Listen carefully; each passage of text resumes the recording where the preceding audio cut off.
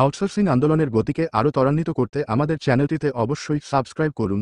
আপনাদের like, comment, subscribe আমাদের নতুন নতুন ভিডিও দিতে উৎসাহ যোগায়। ধন্যবাদ।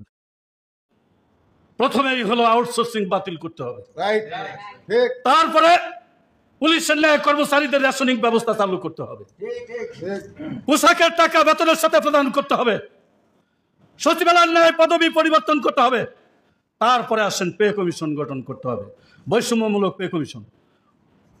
ওই আমার বাড়বে 100 টাকা আর সচিবের বাড়বে 30,000 টাকা, ওই পে কমিশন বাংলার মাটিতে আমরা আর চাই না।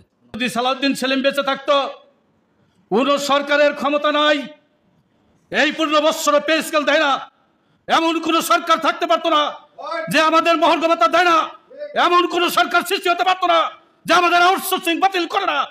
আজকে শুধু পারি না দালালির কারণে, ব্যক্তিগত ভিজিটিং কার্ড ছাপিয়ে নেতা তৈরি হওয়ার কারণে আজকে বাংলাদেশে একটি গণতান্ত্রিক সরকার, রাষ্ট্র ব্যবস্থা স্বাধীন দেশ, স্বাধীন সার্বভৌম দেশে গণতান্ত্রিক সরকার আজকে যারা ছাত্র জনতার জীবন দিয়ে বৈষম্যের বিরুদ্ধে লড়াই করে গেছে, আর সেই বৈষম্য আজকে যারা ক্ষমতায় বসেছেন কতিপয় ফ্যাসিবাদের অন্ধরা যেভাবে শুরু করেছেন, আমরাও আগামী দিনে শুরু করবো আপনাদের জন্য। বেশি দিন দূরে নাই, শুধু ঐক্যবদ্ধতা চাই। আজকে দেখছেন সারা দেশে 11-20 গ্রেড ওয়ারজালির নেতৃত্বে, লুৎফরের নেতৃত্বে সারা দেশ চুষে বেড়াচ্ছে, কর্মচারীদেরকে ডাকছে। কর্মচারীরা বুঝতেছে না যে আমাদের কি সর্বনাশ হয়ে যাচ্ছে, তারা মাঠে আসে না।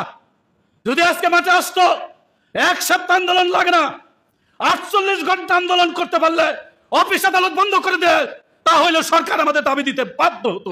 আজকে আমরা সেটা করতে পারি না, কারণ আমরা সকলেই নেতা হতে চাই। আগামীতে আসুন সকলে, আজকে যে মালিক ভাই উনি যেভাবে পরিশ্রম করে 11-20-এ যদি ওনার মতো 20টি লোক পেতাম বাংলাদেশে, তাহলে অবশ্যই দাবি এতদিন আমাদের আদায় হয়ে যেত, এটা আমি বিশ্বাস করি।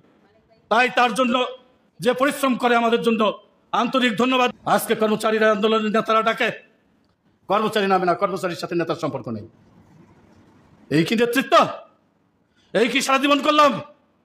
শেষ সময় আপনাদেরকে বলতে চাই, আসুন সকলে দলমত নির্বিশেষে ঐক্যবদ্ধ হয়ে আসুন।